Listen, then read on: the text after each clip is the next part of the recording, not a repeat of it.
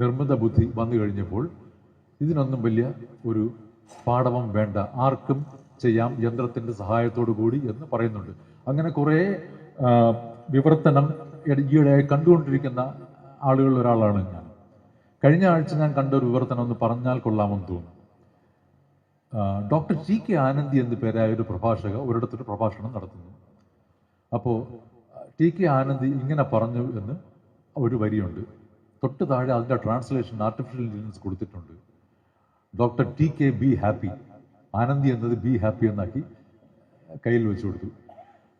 ഇത് മാത്രമല്ല, നമ്മൾ നേരത്തെ വഴുതിപ്പോകുന്ന വാക്കുകളെ കുറിച്ച് പറഞ്ഞിരുന്നല്ലോ.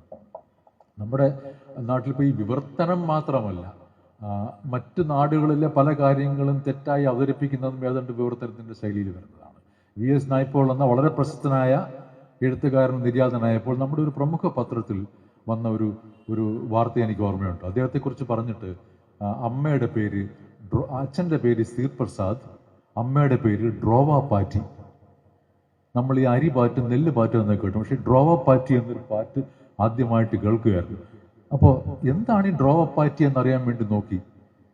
അവസാനം തപ്പി നോക്കിയപ്പോൾ വിക്കിപീഡിയയിൽ കിടക്കുന്നു DROAPATIE, ദ്രൗപദി എന്ന് വടക്കേ ഇന്ത്യക്കാർ എഴുതുന്നതാണ് ഇവിടെ ദ്രോവ പാറ്റിയായി നമുക്ക് പാറ്റി തന്നത്. അതും പോട്ടെ, അമൃത ഷെർഗിൽ എന്ന അറിയപ്പെടുന്ന ചിത്രകാരിയുടെ ഒരു ചിത്രം, അതിൻ്റെ പേര് ദ ബ്രൈഡ്സ് ടോയ്ലറ്റ് എന്നാണ്. ടോയ്ലറ്റ് എന്ന് കേൾക്കുമ്പോൾ നമ്മൾ എന്ത് ഓർമ്മ വരും? നമ്മുടെ സാധാരണ ബുദ്ധിയിൽ ശൗചാലയം എന്നുള്ള, മൂത്രപ്പുര എന്നൊക്കെയുള്ള, ഇവിടെ ആണെങ്കിൽ അടുക്കാൻ പറ്റാത്ത സ്ഥലം എന്നൊക്കെയുള്ള ഒരു ചിന്തയാണ്. പക്ഷേ ഒരു പത്രത്തിൽ ഈ പടത്തിന്റെ താഴെ അടിച്ചു വന്നു വധുവിന്റെ മൂത്രപ്പുര. 5 സ്ത്രീകൾ നിരന്നിരിക്കുന്ന, ചമ്രം പടഞ്ഞിരിക്കുന്ന പടമാണ്. അത് കണ്ടാലെങ്കിലും തോന്നണ്ടേ മൂത്രപ്പുരയാണെന്ന്.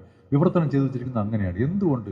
പിന്നീട് ആലോചിച്ചപ്പോൾ അത് ചെയ്ത് ശുദ്ധാത്മാവിനോട് ക്ഷമിക്കാൻ തോന്നി. കാരണം രാമലിംഗം പിള്ളയുടെ നിഘണ്ടുവിനകത്ത് ടോയ്ലറ്റ് എന്ന വാക്കിന് ഒരുക്കം എന്നൊരർത്ഥം നൽകിയിട്ടുണ്ട്. മലയാളത്തിൽ അങ്ങനെ ഒരു ഒരുക്കമുണ്ട്. കാരണം ടോയ്ലറ്റ് സോപ്പ് എന്നൊക്കെ പറയുമല്ലോ. ടോയ്ലറ്ററി എന്ന് പറഞ്ഞാൽ ഒരുങ്ങാനുള്ള സാധനങ്ങളാണ്, മേക്കപ്പ് സാധനങ്ങളാണ്. അപ്പോൾ അതിന് ഒരുക്കം എന്നൊരു വാക്ക് നൽകിയിട്ടുണ്ട്. പക്ഷേ 2017 ഇറങ്ങിയ ഓക്സ്ഫോർഡ് ആരോ ഇറക്കിയ ഒരു ഇംഗ്ലീഷ് മലയാളം നിഘണ്ടു ഉണ്ട്. അതിനകത്ത് ഈ ഒരുക്കമേ ഇല്ല. അത് നോക്കിയാവും പാവം വാർത്ത എഴുതിയതും ഇത് ചെയ്തത്. അപ്പം ഇങ്ങനെ ഒരുപാട് കാര്യങ്ങൾ നമുക്ക് എന്തിനധികം പറയുന്നു. കാർപ്പൻറ്റേഴ്സ് എന്നൊരു പേര് കേട്ടപ്പോൾ അത് ആശാരിമാരാക്കി മാറ്റിയ 1-2 മാധ്യമങ്ങൾ നമ്മുടെ നാട്ടിലുണ്ട്. അതൊരു സംഗീത ട്രൂപ്പിൻ്റെ പേരായിരുന്നു എന്നുള്ളത്.